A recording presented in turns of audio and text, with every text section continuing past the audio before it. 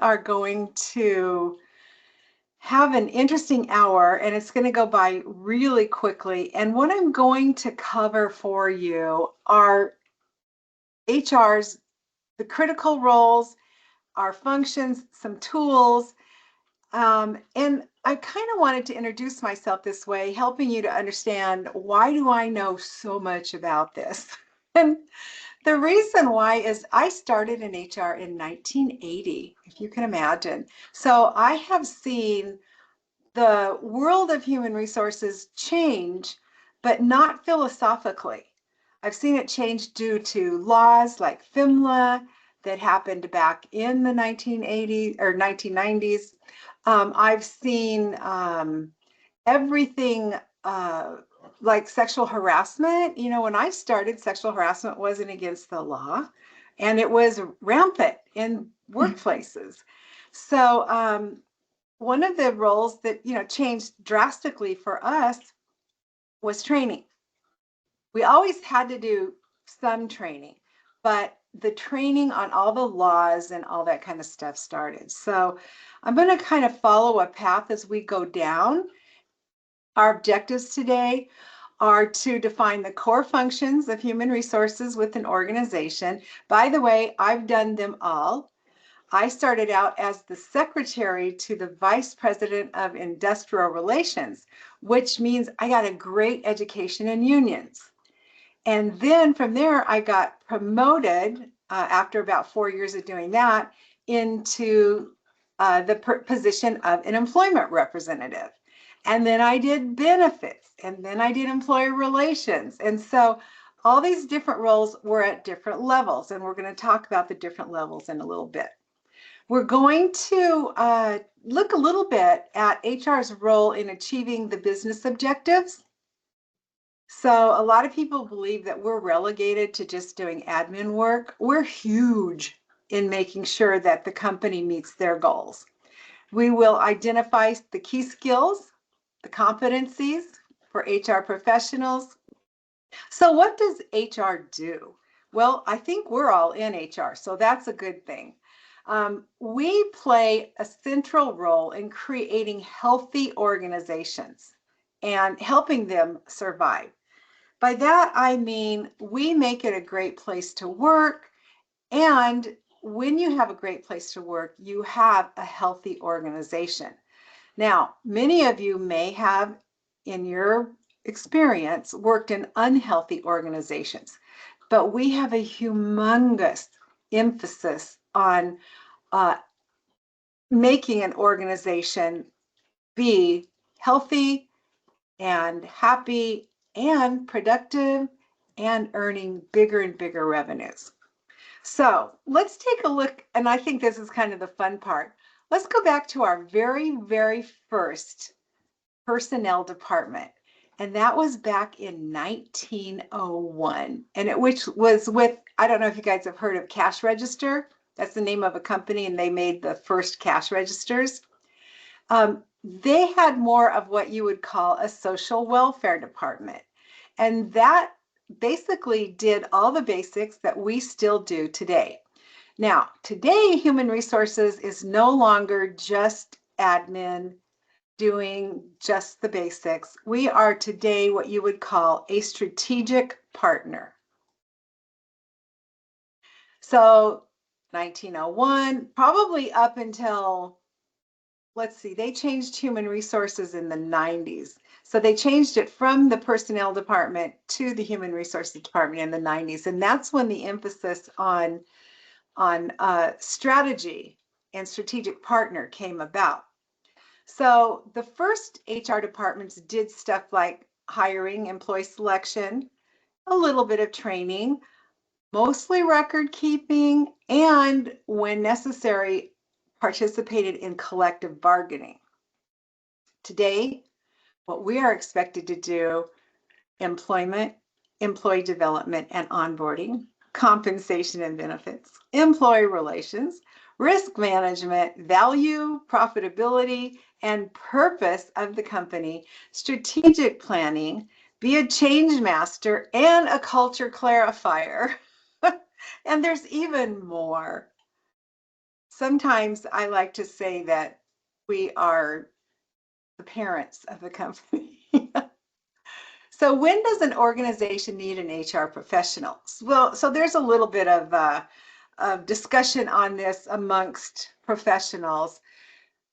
I always say around 50 employees, but the numbers that you will see in SHRM and in other professional HR organizations are somewhere between 60 and 80 employees. Now, in California, that's different. So this is all based on federal. In California, you need an HR person or HR consultant early on, 5 employees, 7 employees. There's somebody has to be able to do that job. Now, once you have 100 to 200 employees, you probably will have an HR manager. You should have an HR manager, plus some type of a coordinator or an administrator person, somebody to help you out. When the organization becomes too large for one person to handle all human resources functions, separate positions are created and placed under the direction of an HR manager.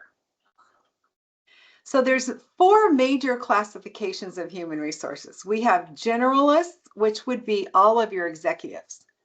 Again, many of the things that I talk about are what you would call Jacqueline Thorpe's educated opinion, because you will find certain people who have human resources executives who are not really generalists. Human resources managers, they have to be generalist. You can't do that job. All right. So human resources generalist. So what we do, and I love this picture, we juggle a lot of balls. So we do employment, we do compensation and benefits, we do training and risk management, and we do planning, human resources planning, labor relations, and EEO. Many of us don't have to do labor relations, but we have to take preventative measures, which is also considered labor relations, to maintain organizations that really don't need a union. Then we have human resource specialists, and you'll notice that this specialist is only juggling one ball. So a specialist might be an employment representative or compensation. So when I worked at Lockheed, I moved from department to department. So I was a specialist as an employment representative. I was a specialist as a benefits manager. I never actually worked in compensation. I did end up moving into training and development. I never worked in risk management, but risk management did work for the human resources department. And I early on worked in labor relations. That was my very first introduction into the personnel/HR department. And I did EEO by hand. We didn't have any computers. We worked on paper that was this big, and we took all our information off of payroll. Which is interesting because that experience of doing all of the EEO stuff by hand actually has helped me out amazing, because anything that we have to do now on computer, in my mind, I know where we're going with it. And so it's easier to pick up, I think, on new people who have never actually had to do those kind of reports. And then, of course, we have our human resources support jobs that we could not live without. Very often, it is the receptionist. For me, when I became a manager, the receptionist always reported to me. And then you have clerks and admin assistants and basic coordinators. Now, these would probably be more specialists, because if you have a coordinator, they would work for a generalist, but they would be assigned different specialist jobs. Now, I like to talk about Dave Ulrich. He's one of my heroes. He's a professor at the University of Michigan, and he's made it his life goal to study human resources. So he's not a practitioner like we are, but he is a research guy who knows everything about human resources because he has studied us like we were little ants. He put together what he calls HR roles in the organization, and I just love this chart. What he's done is he shows our day-to-day operational focus. So what do we do every single day? Well, we manage the firm infrastructure. And, that's a fancy name for literally saying we manage the people. We do advisory and counseling, we provide service, and we provide control. So the service role that we do is providing service for our managers, making sure that they are trained and that they know and understand their role as a manager, not whatever it is that they specialize in. I worked for Vans for a long time. I was the HR director there. And, I didn't get involved in production or distribution or marketing, but I did get involved in helping them manage their people. And then we have the control role, which is compliance, making sure everybody obeys the law. And then our advisory or counseling role is when they come to us and they need help. They've got a bad employee, or they think it's a bad employee, and maybe it might just be a conflict that needs to be resolved. And that's where we work as advisors and counselors. Then secondly, our second role is with the people. So we call it management of employees and then contributions. So I don't know if you guys follow me on LinkedIn or not. We just had a huge discussion about this. Human resources doesn't give written warnings to employees. What we do is we listen and we respond to their situation. We can help advise them, we can give them guidance, but it is not our job to do that. It's the job of their managers and their immediate supervisors. Management of employee involves making sure that we get everybody in place on, let's say, some kind of an organization chart so that we know and we understand where the employees work and fall in the organization. Now, as we grow in our roles in human resources, so day-to-day operational focus, this is the stuff we do on a regular basis. But as we grow, we become more involved in a strategic focus. So that means we start to manage strategic human resources, and we now are aligning our HR and business strategy through, or we are aligning what we do in human resources with the business strategy, and we do this through SWOTs or strategic planning. And then finally, role number 4 is where we manage transformation of the organization, the entire organization. So we would work, of course, with an executive team on getting that done, but we manage change. And change is scary for a lot of people, but if organizations don't change and grow, they will die. It was a little dramatic, wasn't it? All right. On top of that, David came up with identifying our roles. So role number 1, management of the firm infrastructure. That's staffing, training, appraising, rewarding, promoting, managing the flow of employees through the organization. Role number 2, management of employee contributions.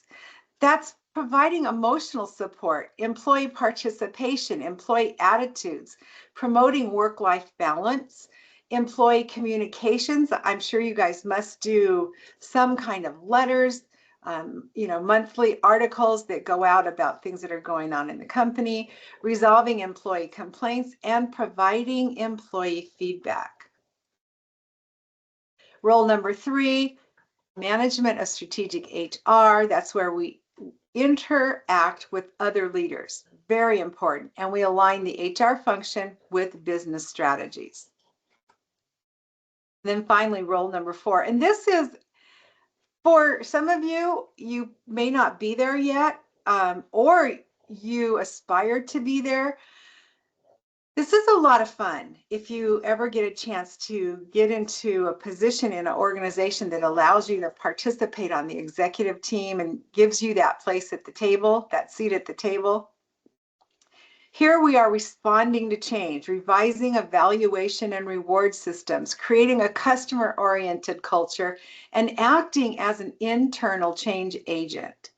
And then sometimes we create change when change is needed.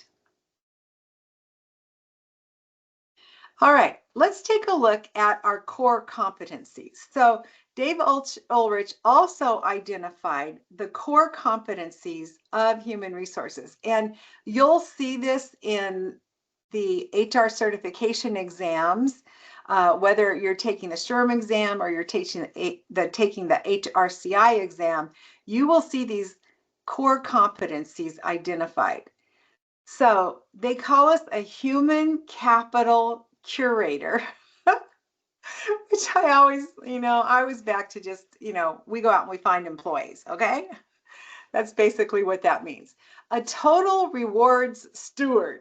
That means we set up the comp plans. We work with the executive team to make sure that we have decided what kind of strategy do we want to have for our compensation plan. A credible activist. This is something that what I really like about that is, I talk about being in HR for all these years, and you would think, gosh, maybe she's outdated. I can't be outdated because I'm certified. And because I'm certified, I have to take at least 60 hours of education every 3 years.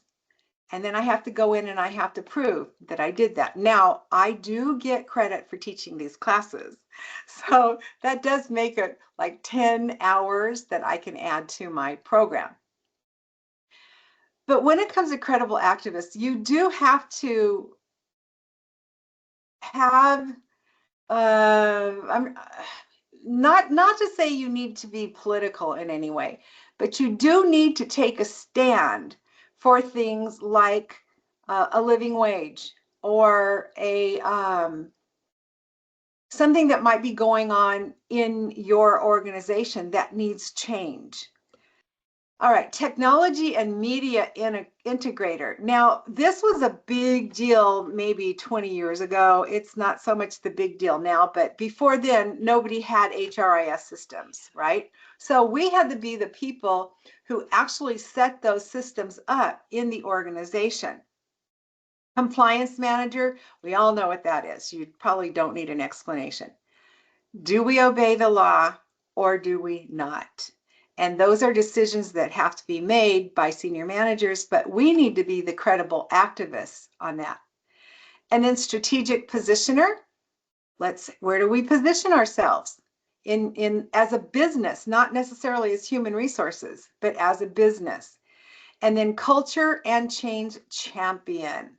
So I love how they put these very, very fancy titles on it. And if you guys have any questions about this, let's keep those to the end and we'll go through what some of those mean. All right, recruitment, big part of our jobs. That is attracting and selecting top talent, building a strong employer brand. So when you go put your marketing stuff on LinkedIn or on Indeed, whatever, you have to build a brand for the organization. I used to use all the marketing materials from a year before. So my companies would have, marketing that they took out all the shows.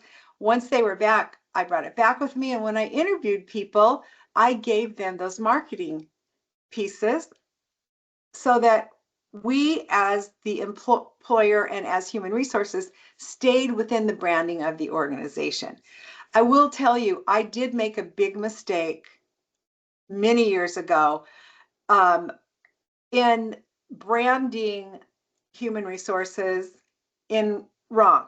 So I worked for a paint company and their brand was not a particular wonderful place to work. If you can imagine, they had stores all over the place, and the people that were hired were generally, minimum wage, unskilled workers. So I come in as a new HR vice president at this company, and I'm all stoked about changing the culture of this company because it was like I was working there in early 2000s and they had the 1970s culture. And so I started working on it. Well, it was a complete bomb because what was happening was I was pushing my own agenda. Their managers were not trained in the culture change, and the employees just started to quit and rebel because they wanted what I was offering. It wasn't happening in the organization. So my mistake was not going to the executive team and saying, hey, let's take a slow change. We've got the push-pull. This has to happen in this company. We have to make the change in the culture. However, it can't happen overnight. And then staffing, smooth transition for new hires. This is another place we lose employees right away. They come in and they have no idea what's going on in the company. And then setting up employees for success and reducing turnover rates. Turnover is extremely costly to an organization. And it's one of the things when I talk about metrics a little bit, we can prove our value in human resources. I actually can measure everything in the terms of money for what we do in human resources. And you might, here, you may or you may not have dealt with this, the vice president of finance or whatever, he's like, well, they're just a cost center. They're just a cost center. We are not a cost center. We are a value add and we can prove it. So some of the tools that you might need for recruiting: personnel requisition forms, job descriptions, job listing app like Indeed or LinkedIn, whichever your level of employee that you're hiring is, employment applications with background check authorization, basic skills test people, test them on what you're hiring them for, offer letters, benefits briefly, and record keeping. Okay, onboarding. So I talked a little bit a minute ago about how we lose people on the first day of employment. Onboarding is critical. Here we're going to make a smooth transition for the new employees. We're going to set them up for success, and we're going to reduce the chance that they're actually going to quit. So what do we do? How do we change that? First day of work, very important. As a human resources person, this is going to involve you, but you need to set it all up because it's also going to involve the supervisor, their immediate supervisor. So we need to make appointments and we need to get everybody set up to do a new hire orientation or an onboarding orientation. So you want to have something called a new employee checklist. You, of course, need your forms all together. A lot of this is done online through your payroll systems, and you can have them not do it at home before they come to work. You can't have them do that, okay? But you can have them sit down that day, get it off your plate on a computer that you have in a conference room, and they can do all of their forms. You want to make sure you get emergency contact information, that you give them the employee handbook, and not only give it to them, but actually go through it with them and kind of point out your key policies. You need to do safety training. So probably if you have a safety manager, that person will come in and do some safety training with them. And then of course you want to make sure your record keeping is spot on. As we all know, Records are huge in today's litigious society. And then any company property that they have, you want to make sure that you have them sign for that property. And this really does need to happen on the first day of work. I know. What happens is the supervisor goes over your head. They hire somebody, they send them in, and they want them to start the first day, and you're supposed to figure all this out. Well, you have to put your foot down and say, no, that's not the way it works in this company. And of course, you will need your boss's support, and hopefully you report to the president of the company or a very high level person. We'll talk about that at the end in a bit. Okay, tools for onboarding payroll.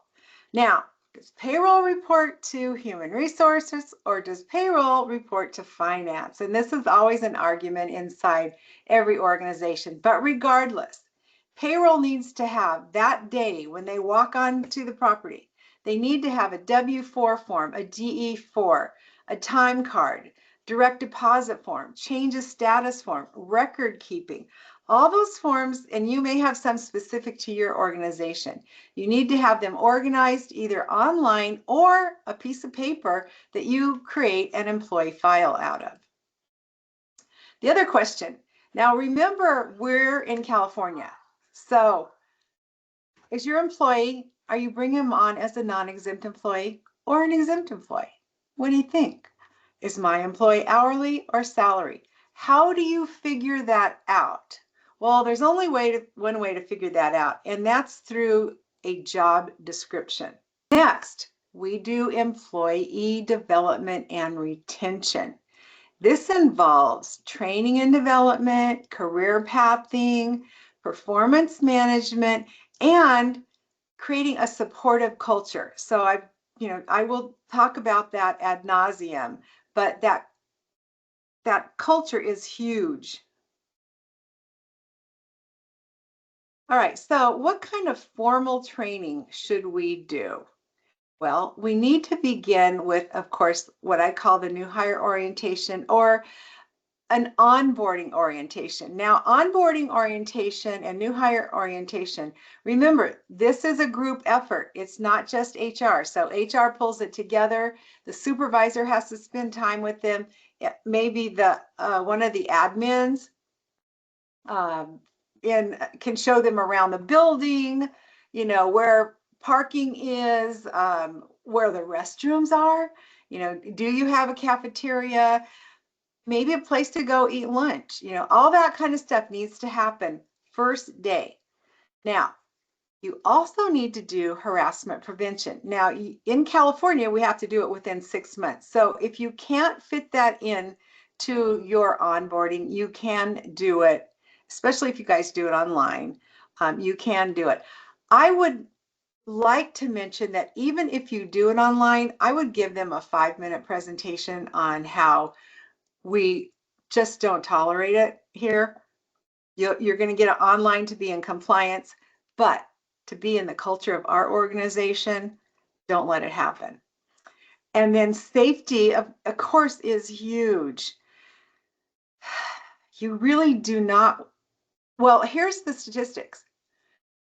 The majority of safety accidents happen within the first 90 days of employment in a company. And that's just a statistic that you can find on OSHA, Cal OSHA, any of those websites. All right, strategy changing. So you want to talk, and it depends on how, of course, advanced your organization is, but you want to talk with the new employees about the vision of your organization and the mission and what your values are and what are goals of the organization. And then you want to train them on their core competencies. So depending on what kind of a company it is, and I just put down food safety training as an example.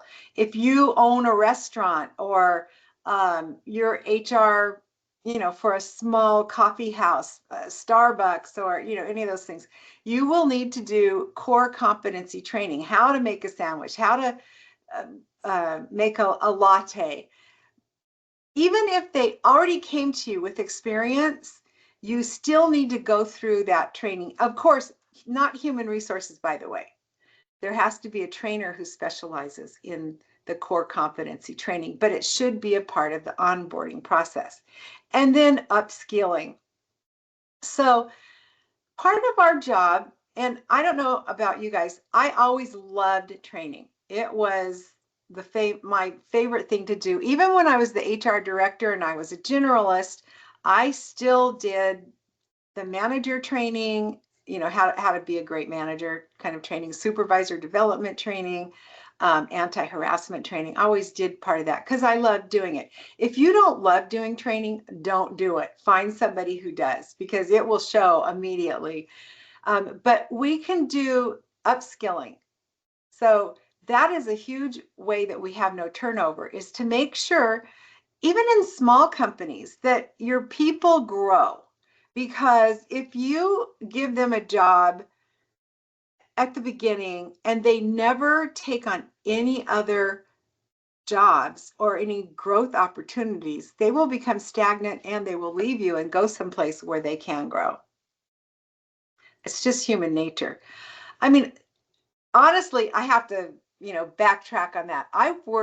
My background is actually manufacturing and retail. Those are the two areas that I was really skilled in.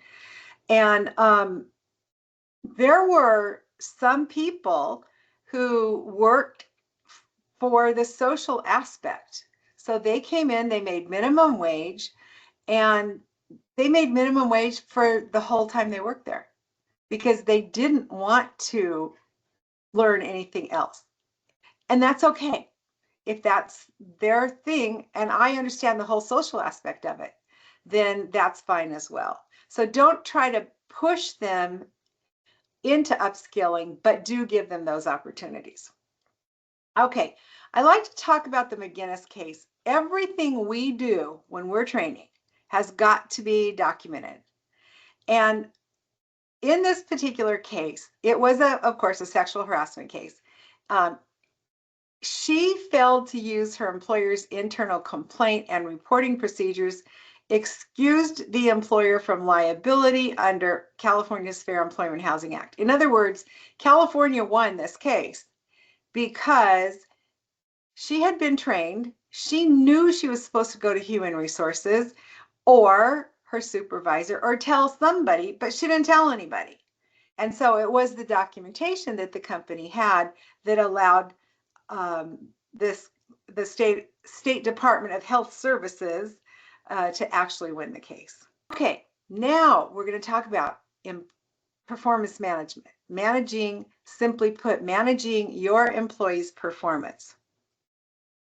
Now remember, you'll manage your own employees, of course, but you will not manage your supervisors and managers in that management level. You're not going to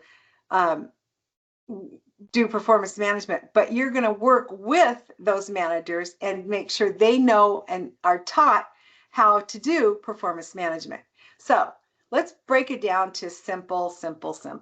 What is expected? When we're talking about performance management, this is what we're talking about. Training our people on what's expected of them. So they need to be able to answer the question, what's expected of me? And we start this right from the beginning with a job description on the first day. I can't tell you how critical job descriptions are. And we tell them, this is your job today. We expect that it will change as you grow with the organization or as the organization changes. So that gives us the little out. Let's say we gave them their job description, but then we ask them to do something else. Well, we included in our job description that, hey, you might change and grow with the company. And so then we'll add that part into their job description. Right around 30 days, you're going to make sure that you share that vision, mission, values, and goals with them. And if, let's say we have a management person, they're probably going to start at this point some sort of a MBO program, management by objectives, some kind of goals you want to set forth for them. With entry-level employees, they will not have these kind of goals, but they will have expectations, and that will be, of course, shown in their job description. After 90 days, you want to, with your management people, establish a performance plan. What's expected of them? And then after 6 months, you want to do an informal checkup. And after 1 year, a formal performance appraisal. So everybody's going to get a formal performance appraisal. Now, the reason why I focus on managers here is we tend to leave managers out, like they're expected to know everything when we hire them. That would be nice in a perfect world, but it's not the way it happens. Now, what about corrective action? So let's simplify this. All we have to do, you could have just a plain piece of paper. You don't need to have a great form. I mean, great forms are great, but you don't have to, because here's what we're going to answer. What did you do wrong? What do you need to fix? By when do you need to fix it? And what are the consequences if you don't fix it?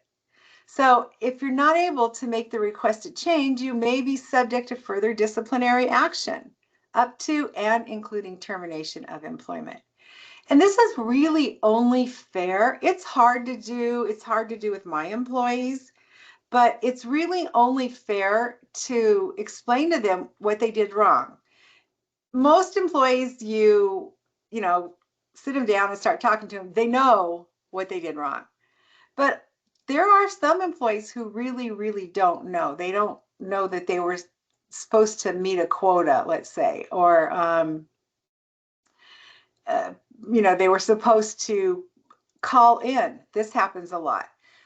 They're out for some reason and they send an email and the policy says you have to call in. So it's really, really important that you do your written warnings. All right, managing performance. What kind of tools do we have? So I just talked about, you know, it's important to do that. We can have things like performance plans, performance appraisals, last chance agreements, and record keeping. Most of the time, last chance agreements are used for more like a management level, because with general employees, you're probably just going to do a verbal, a written, maybe a second written, depending on what the offense is. Maybe you terminate them after the first written. It also depends on what your policy says. So your written policy in human resources is huge. And of course, I didn't include this in this presentation, but we are also the policymakers. We can't do it on our own. Everything has to be approved, but we do need to make sure that we have those policies. Now, what about benefits? So our job in most companies also involve designing, managing, and administering the benefits programs. Now, in big companies, you have a whole specialist who does this, so the generalist doesn't have to do it. But in most small companies, which most of my students come from like 100 or less, it's their job. And so we have to look at things like all employee benefit programs, including health insurance, retirement plans, PTO, paid time off, and wellness initiatives. We also need to ensure compliance with legal regulations, and there are a ton of them when it comes to benefits, and align benefits with organizational goals. Now, let's get down to what we do on a regular basis. Monthly reconciliation of the bill. If you're lucky, somebody in the finance or accounting department does this, but most of us have to approve it. And then we have to handle the new employees and the terminating employees and make sure they get off the bill so that we don't have to pay. I went to work for a company one time and their HR department never took anybody off of their benefits. And so I walked in and there were like 20 people who were getting benefits and had not even worked for the company for like a year. So I had to go in and clean all that up. By the way, nothing's more fun than going to work for an HR department that's a mess. It actually really is fun, but it's a lot of work. But you have to know your stuff too, because maybe, some HR people would not even recognize that that was a problem. So that's the paper part of it. The other thing about benefits that's really important for HR practitioners to know and understand is that we have to meet the needs of the people when it comes to benefits. And we deal with very difficult human situations sometimes. Maybe the insurance has denied coverage for a child who's ill. Maybe somebody just died and we have to handle their insurance for them. Maybe there's been a terrible car crash. There's a lot of really difficult human situations. We have to have one of those 8 competencies that we talked about earlier in order to be able to deal with that part of benefits administration. So what are some of the tools we would have for benefits tools? Enrollment forms, leave of absence forms, safety training checklist. I should have workers' compensation down there. Sample holiday schedule, that's important to know. Vacation accrual sheets, record keeping. These are just some tools that we need to have handy. And a lot of this stuff comes with your payroll system now. And then some of it you have to make yourself or find, like I'm going to say California Chamber has them, California Employers Association, they have them. They have all these little tools that you can have. Actually, HR Coach has most of them. So if there's something that you need, feel free to email us and we'll give it to you. All right. Well, one of our favorite things to do is an exit interview, right? So employee separation might happen by voluntary resignation. That's not so bad, but it's still sad. And then there's involuntary resignation, which includes layoffs, downsizing, termination for poor performance. Some of the tools that you want to use for the exit before you ever do, by the way, before you ever do a layoff, you need to take a look at what I have called employee discharge checklist, because it covers everything that you need to think about before you actually do the exit interview. And then you need an employee termination checklist and you need an employee exit interview. So do's and don'ts when doing your exits: do be prepared, do be specific, be respectful, keep it short and show compassion. Don't delay the termination.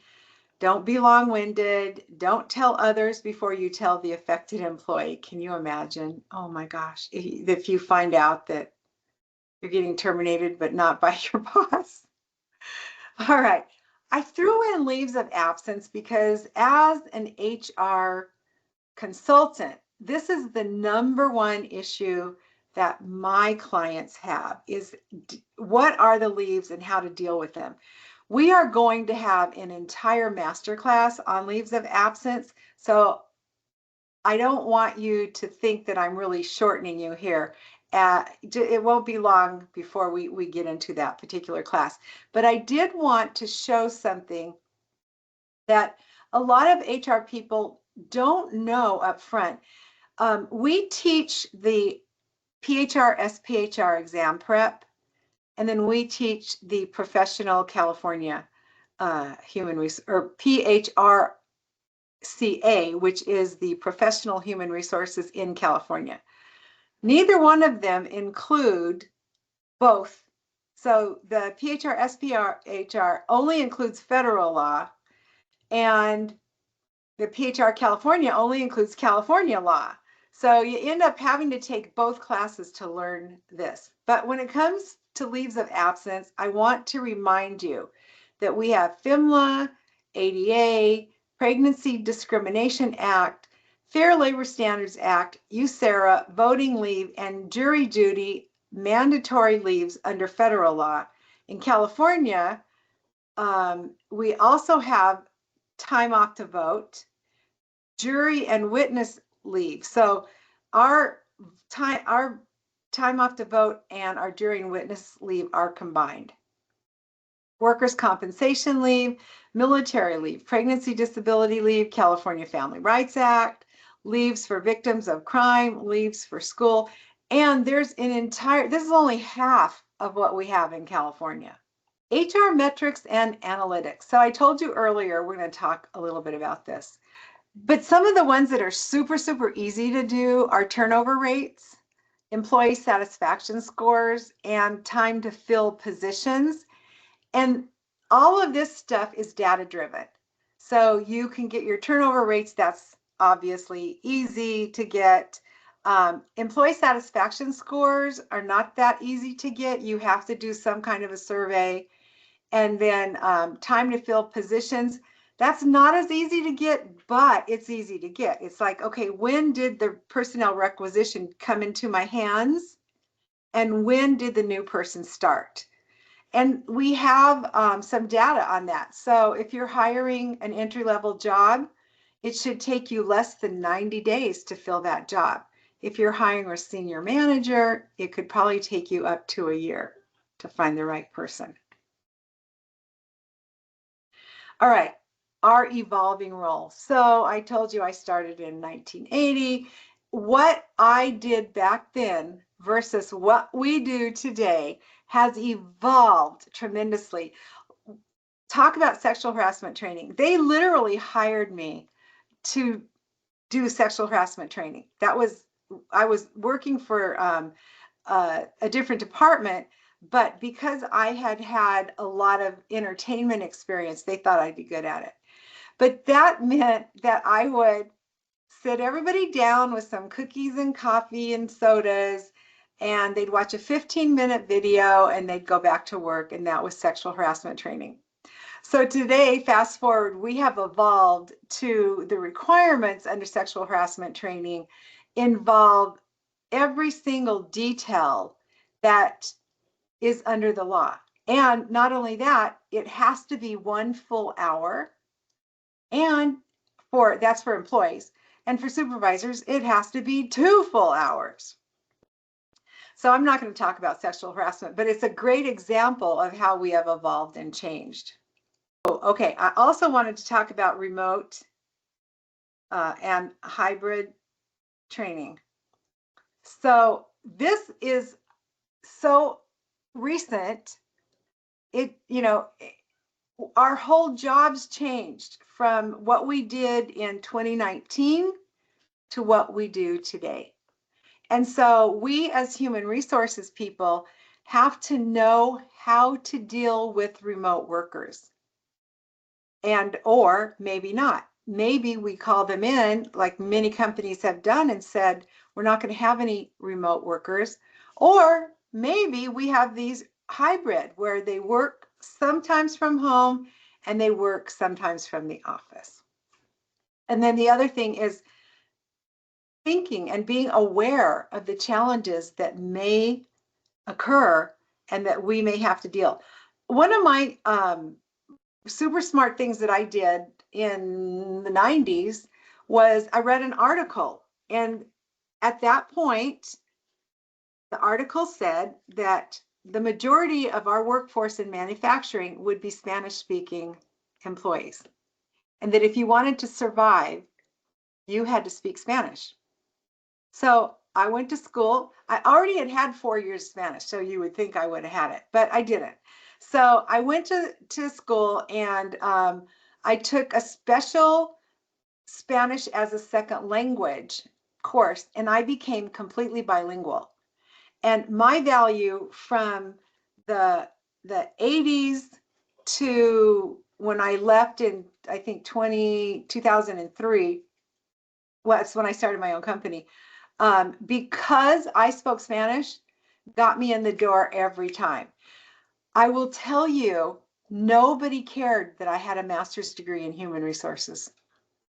No one cared at all. They cared that I was certified. That was a big deal. They cared that I spoke Spanish. Now, remember, I'm in manufacturing, right? So different industries, of course, could care less if you speak Spanish or not. But, and they cared that I had a bachelor's degree. So those were things. But I eventually took my master's degree off my resume because at the end, before I left and got into my own business, I felt like I wasn't getting job interviews because they thought that I wanted too much money. Why did I want too much money? Well, because I deserved it. But they didn't care because it wasn't in their budget. And so the only way I could get the money that I wanted was I got job offers, but in Ohio or, not in my area where I wanted to live. And so once I took the master's degree off, then I started getting called. Jacqueline, we are at 6 minutes. Oh, thank you. All right. HR's role, let's wrap it up. HR's role in organizational success, employee engagement is important. We need, making that culture shift, high morale, diversity and inclusion, driving innovation and decision making, organizational culture, aligning values and practices, and crisis management, navigating challenges effectively. I could talk for hours on just crisis management. The strategic importance of HR as a strategic partner in achieving organizational goals. We talked about this in the beginning. I think it's the exact same slide. Aligning HR strategies with business objectives and creating a competitive advantage through people. I hope this one slide changes your perception or even your own expectations of yourself as how you will grow in human resources. Compliance and legal requirements, we have to make sure our organizations are in compliance with labor laws, anti-discrimination policies, health and safety regulations. We need to do things to mitigate risk, like avoiding costly penalties and maintaining a positive reputation. HR touches every part of the employee life cycle. We do recruitment and onboarding, employee development and retention, comp and benefits, compliance, and risk management. Conclusion, our key takeaways. HR is pivotal in recruitment, compliance, and driving success. Strategic HR management ensures long-term organizational growth. Investing in HR is investing in success. So, what do we do at Train Me Today? We do HR consulting, we do training and HR certification exam preparation.